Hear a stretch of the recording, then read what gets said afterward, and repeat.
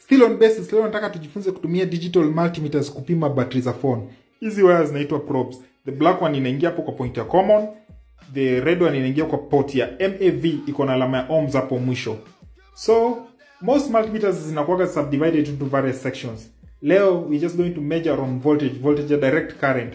Move your pointer to 20 upande wa V with one stroke on it and 3 dots chini yake. Position ya meter vile unaweza iona vizuri, put it on, take the red probe, angalia battery yako imeindiketiwa positive and negative, positive and negative. Most original batteries are just indicated positive and negative with 3 terminals, 2 terminals or 4 terminals. Lakini most batteries ziko na 3 terminals.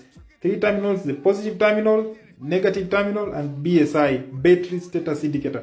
Take the positive probe, put on the positive terminal of the battery as indicated, the negative probe on the negative terminal of the battery. Look at the screen, itakupatia value kamili ya hiyo battery at that particular time. Sasa itakupatia value ya moto ambayo iko kwa hiyo battery, ambayo ni the previous one tumeona ni 3.8 volts. Take the negative terminal, put on the negative side of the battery, the positive probe, put on the positive terminal on the battery, and look at the screen. Hivyo tu. So kuna batteries zingine ziko na 4 terminals vile nimekwambia. Sasa the first one inakuwa ni positive, the second one inakuwa ni BSI, the third one inakuwa ni negative, and the fourth one inaitwa B10. B10 terminals gives information to the processor regarding the temperature of the battery. This terminal is connected to the thermistor which senses the temperature of the battery to prevent the battery from overheating. Hiyo ndo kazi ya B10, the fourth terminals.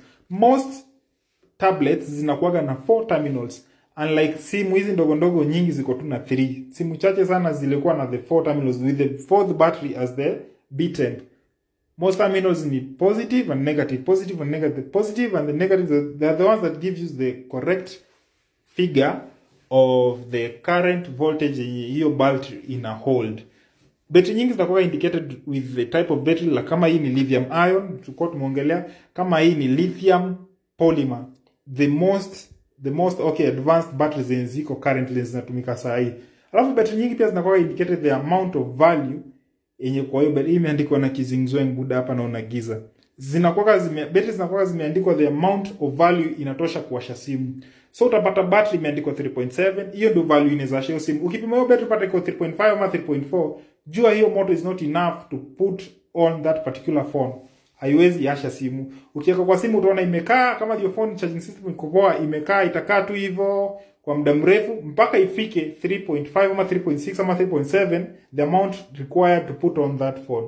Alafu pia ukitaka kujua battery yako inaweka moto kiasi gani ama battery yako iko na nguvu kiasi gani, angalia kwa pale pameandikwa numbers digits fulani alafu imefuatwa na mAh, milliamperes hours. Kama hii ni 2000 milliamperes hour, hii ni battery ndogo. Sasa hizi the other day tuliongelea 5000 milliamperes hour, hiyo ni battery inaweka moto seriously, inaweka moto kuruka.